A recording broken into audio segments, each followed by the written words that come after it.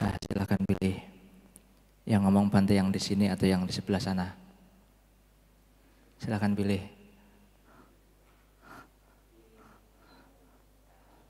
Nah, udah ngomong ya.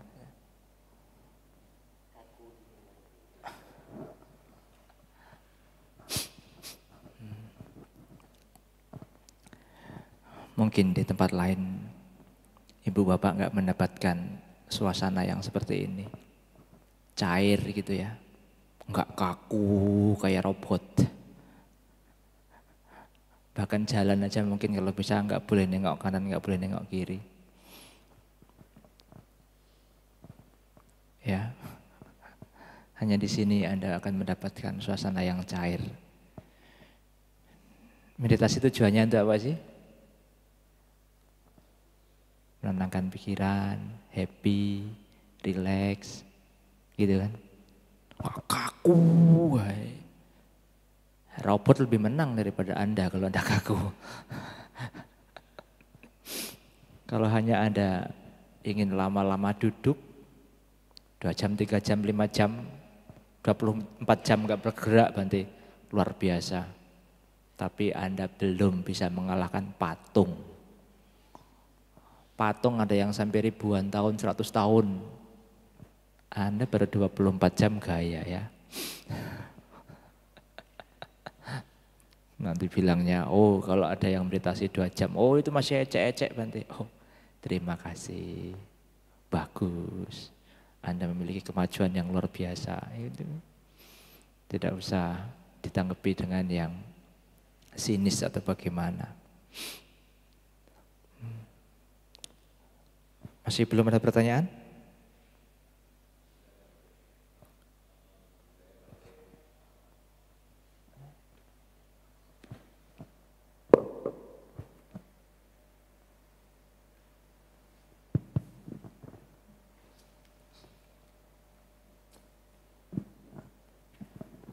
Mic-nya sudah dibeli jadi harus digunakan.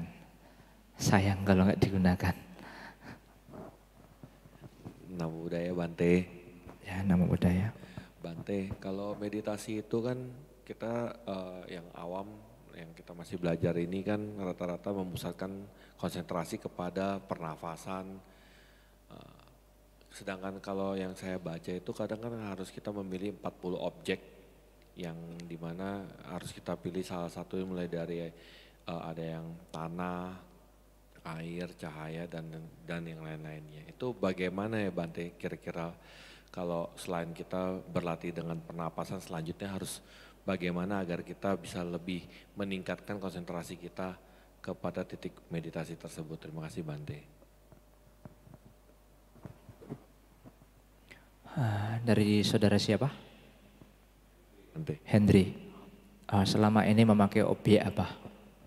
Pernapasan. Pernafasan. Ya, baik. Memang untuk sebuah objek itu alangkah baiknya kalau sesuai dengan karakter kita. Karakter mudah pemarah, pembenci, maka dia boleh mengembangkan meta cinta kasih yang terdapat di dalam Brahma Vihara Parana ataupun lebih. Kenapa dibilang lebih? Karena pengembangan meta nanti pertama-tama diarahkan kepada diri sendiri, orang lain seperti kedua orang tua kita, para guru kita, teman-teman kita, orang yang netral bahkan semua makhluk. Bahkan nanti lebih jauh lagi secara spesifik sebelah utara, barat, timur, selatan, barat daya dan lain sebagainya, atas bawah. Itu kalau nggak salah ada 500-an lebih cara pengembangan objek meditasi meta bhavana. Ya. Kanan ke kiri dikalikan ke makhluk yang bernafas, makhluk yang berkaki 2, berkaki 3, bahkan berkaki lebih daripada 4. Itu ada di dalam pengembangan meta cinta kasih. Mungkin bagi Anda yang karakter Anda atau kecenderungan Anda memiliki eh, nafsu sensual terhadap rangsangan suara, keindahan yang ditangkap oleh mata, kecapan, rasa dari sensasi jasmani dan lain sebagainya. Mungkin Anda bisa menggunakan objek asubha atau ketidakmenarikan yang dimulai dari sebuah perubahan. Jadi intinya yang dilihat itu adalah perubahannya. Kalau mungkin umur kita masih 17 tahun, 20 tahun, oh masih imut-imut ya. Kulit pun masih bersih. Nanti kalau sudah 30 tahun, 40 tahun, mulai kisut-kisut deh itu. Keriput-keriput, bintil-bintil hitam udah mulai muncul. Ya, sekarang ada laser kok Bante? Iya, memang ada. Tetapi Anda tidak bisa membohongi sebuah perubahan. Itu bisa dicari melalui dengan seseorang itu kalau menurut Sang Budaya itu diklasifikasikan menjadi 6 karakter ya itu ya. Ada beberapa tadi yang sudah saya sebutkan. Ada orang yang memang memiliki karakter apa itu namanya? Mudah yakin ya. Ini bahaya kalau ketemu paham-paham radikal, bahaya nih. Oh, jangan anggap di dalam agama Buddha tidak ada radikal, bisa juga.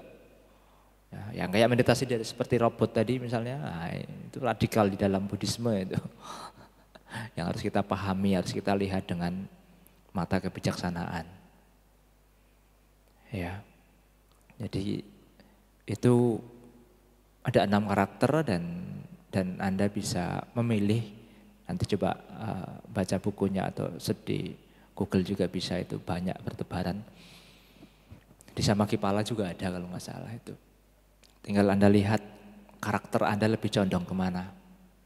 Anda bisa mencoba sesuai dengan karakter Anda. Mengapa kita di sini disarankan untuk memakai objek nafas? Ada khusus apa itu namanya itu? 4 landasan perhatian. Itu juga kita diarahkan pada nafas. Nafas adalah hal yang paling mudah dan juga objek yang paling mewakili dari semua karakter. Entah itu karakter mudah percaya, pembenci, ya, nafsu sensualnya tinggi, semuanya cocok dengan objek nafas. Dan gak mungkin juga misalnya Anda setiap masuk buka pintu, hei karaktermu apa? Nanti pakai objek ini ya. Hei karaktermu apa? Nanti pakai objek ini ya. Nanti waktunya habis sebelum meditasi nanti. Jadi mengapa kita menyarankan objek meditasi? Bahkan guru-guru besar kita juga banyak yang menyarankan pakai objek meditasi pernafasan. Ada yang lebih unik lagi kalau kita mau lihat cerita dari Ajahn Mun ya, buku yang ditulis oleh Lung Tamahabua yang tebel itu. Tentang perjalanan Ajahn Mun.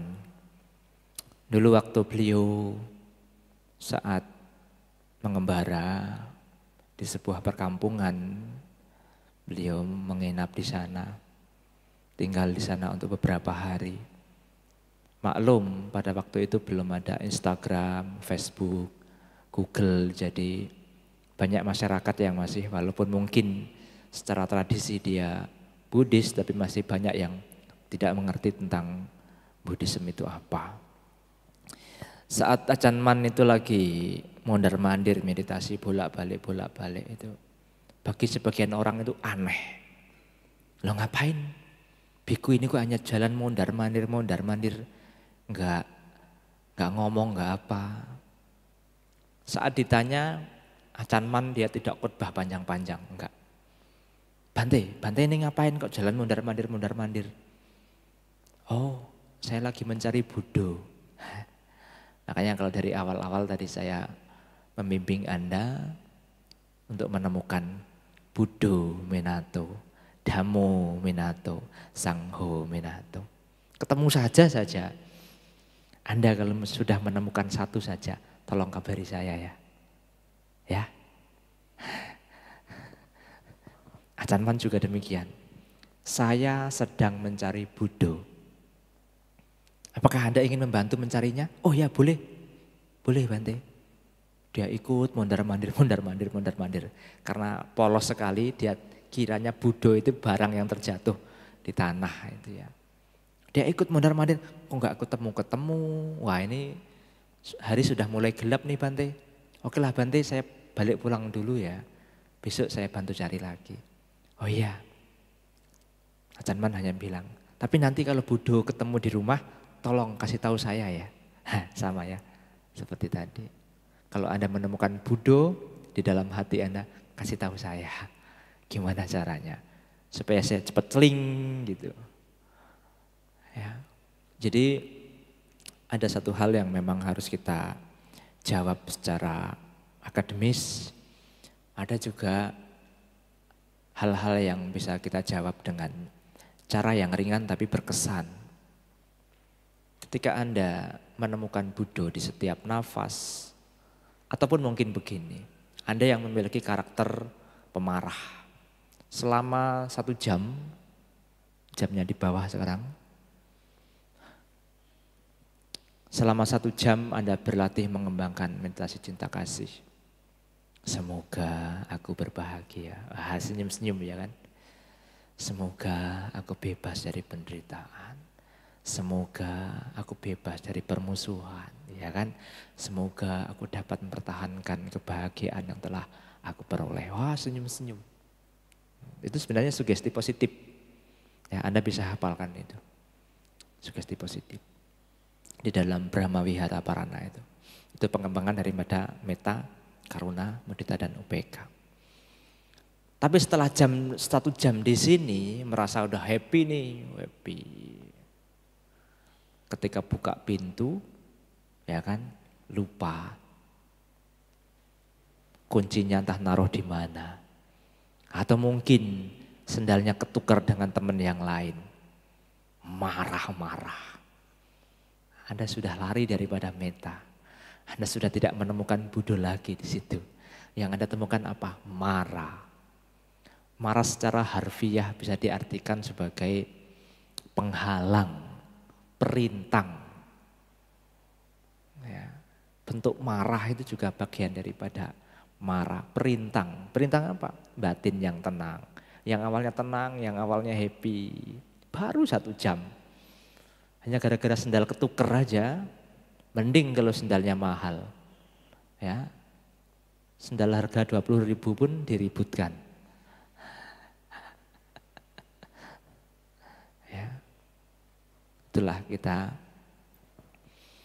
Dan sering juga saya menjumpai orang-orang yang retreat itu biasanya. Saat masa retreat itu, wah latihannya benar-benar kayak arahat semua. Bahkan kadang ditanya, tempat gelas di mana ya? Enggak mau jawab. Tuli atau gimana nih? Toilet sebelah mana ya? Enggak mau jawab. Saking katanya apa? Disuruh untuk mengurangi bicara, untuk mengurangi tidur, untuk mengurangi makan. Kurangi bicara bukan berarti enggak boleh bicara, Ferguson gitu kan. Boleh tapi seperlunya. Atau mungkin paling enggak kalau tidak mau menjawab ya pakai bahasa isyarat. Oh dapurnya sebelah sana. Enak. Nanti kalau saya ngomong udah gagal latihan saya. Wah. Ada orang-orang yang di saat retret itu ciri-cirinya orang seperti itu. Makanya kalau saya ikut retret itu kalau ketemu sama orang, wah calon arahat nih langsung gitu saya. Syahdu gitu dong ya. Nah kalau misalnya calon arahat beneran kan bersyukur. Tapi sayangnya pola pikir mereka salah. Saat 1 minggu di situ, wah bener-bener kayak arahat, kayak sucinya minta ampun. Tapi setelah lepas sila, ibarat kayak orang dilepas dari kandang.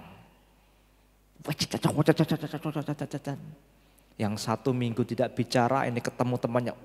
Tahu gak Sisyong, saya kemarin meditasi, ada lihat sinar putih-putih. Ngomongnya gak bisa diselah. Cerocos, lepas kendali. Jadi dia tidak mempraktekkan mindfulness lagi. Nah ini juga lagi tren ini. One day mindfulness. Mindfulness kok one day. Setiap saat, setiap waktu. Gitu harusnya.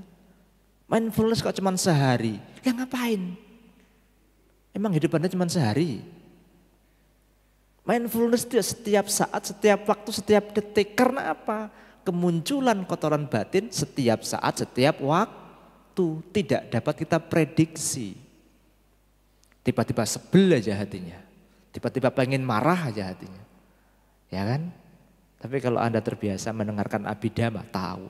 Hei, Dhamma Kuno ini batin kamu lagi dikuasai kemarahan. Perasaan kamu lagi dikuasai oleh kemarahan. Langsung dikendalikan. Ya. Jadi selain sugesti positif di dalam 4 pengembangan meta tadi, itu ada sugesti positif yang berhubungan dengan psikologi kita juga. Misalnya saat kita sedang marah, sadari bahwa Anda sedang marah. Itu nanti kadarnya turun dengan sendirinya. Siapa tadi namanya? Henry. Hey Henry, saya sedang marah. Gitu. Ulangi terus-terus. Perasaan saya sedang dikuasai kemarahan. Persepsi saya sedang dikuasai oleh kemarahan. Bentuk-bentuk pikiran saya sedang dikuasai kemarahan. Kesadaran saya baru dikuasai oleh kemarahan. Lama-lama itu akan turun. Yang tidak bisa turun itu kan karena apa? Kita marah tapi kita tidak tahu kita marah. Nah, itu semakin tinggi, itu semakin memuncak itu biasanya. Tapi kalau orang marah, tahu batinnya sedang marah, sedang dikuasai amarah, itulah Anda mempraktikkan Abhidhamma. Anda sedang menyadari cita Anda, bentuk-bentuk cita Anda. Oh ini tuh namanya faktor mental yang berhubungan dengan kemarahan. Oh gini tuh rasanya. Seberat apapun masalah Anda, izinkan semua itu berlalu, maka Anda akan merasa ringan.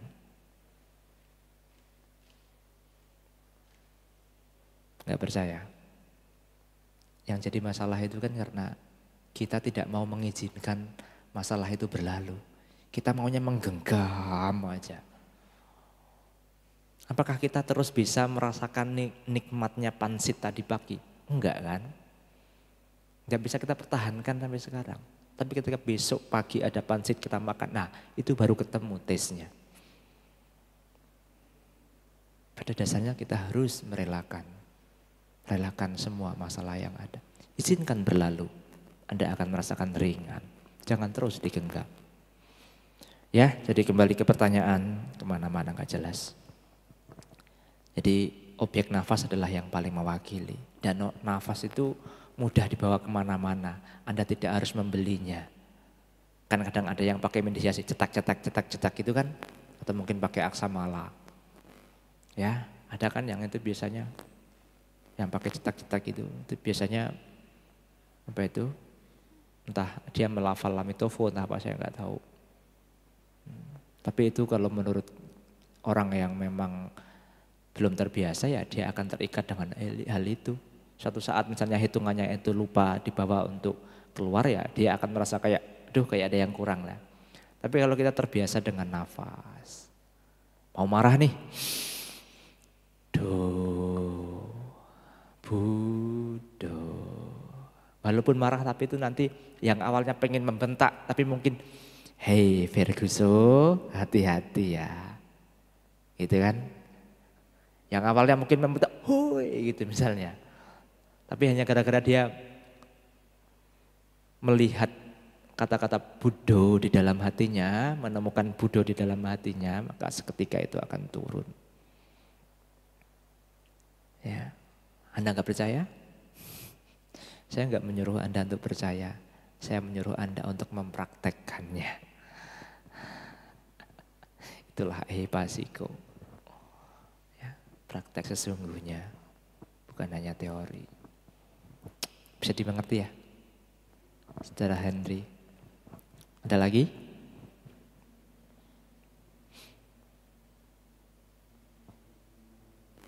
Dari ibu-ibunya? Atau sudah capek duduknya? Siapa tadi yang selama 1 jam tidak merasa kebas sama sekali? Oke. Oke. Yang kebas ada? Banyak ya kayaknya ya. Wah ini kayaknya faktor U nih.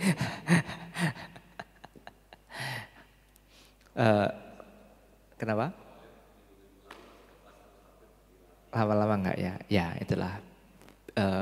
Bisa karena terbiasa. Ya sama. Kalau di awal-awal saya selalu mengarahkan untuk rileks terhadap tubuh jasmani kita, itu fungsinya untuk mengatasi itu semua. Bas. Kalau kita masih duduk merasa ada yang bertumpu, masih merasa apa ya, kayak ada yang tegang, itu kita akan cepet kesemutan. Itu pasti. Makanya kalau bisa pakai pakaian yang longgar, jadi Anda duduk bermeditasi enak. Kalau mungkin ikuti versi Thailand itu biasanya kaki kanan di atas kaki kiri atau kaki kiri di atas kaki kanan, senyamannya lah. Kalau versi Myanmar biasanya kaki kanan di depan kaki kiri. Kalau Thailand tadi kan begini, ya kan? Kalau Myanmar begini, kaki kiri atau mungkin bisa juga kaki kiri di depan kaki kanan, senyaman mungkin, serileks mungkin. Karena saya orang pendek, kaki saya pendek, saya tidak bisa memakai yang seperti Thailand tadi. Agak susah, kadang kayak ada yang terbebani, sakit gitu ya. Apalagi duduk yang double trate itu, kakinya pendek mana bisa. Kalau yang kakinya panjang enak, bisa sampai sini, itu enak itu. Itu bisa. Jadi saya menggunakan yang Myanmar style lah. Jadi yang kaki kanan di depan kaki kiri. Usahakan, yang perlu diingat, lutut sejajar dengan bokong kita atau selaras dengan lantai. Makanya kalau kita terlalu tinggi juga, yang belakang kita ganjel terlalu tinggi, itu juga nggak bertahan lama. Awalnya nyaman, enak, lama-lama akan kesemutan. Bante kok tahu aja, ya semuanya sudah saya coba. Sebelum benar-benar menemukan yang tepat untuk diri saya, tapi masing-masing ini pasti berbeda ya. Nanti Anda temukan ya sendiri yang bisa beradaptasi dengan jasmani Anda. Ya, yang terpenting apa? Lutut ini bisa di lantai kalau bisa. Jadi harus lebar plek gitu enak. Kalau lutut masih terangkat, jadi nanti di paha kaku, sakit. Gak berapa lama itu nanti akan kebas. Mau bersila boleh, separuh bersila juga boleh. Simpuh kayak gini namanya, ini kan setengah sila ya. Setengah duduk bersila. Senyamannya Anda lah, intinya gitu. Supaya tidak kebas dan enak. Ada pertanyaan lagi? Kalau nggak ada, kita tutup ya. Ya, kita tutup.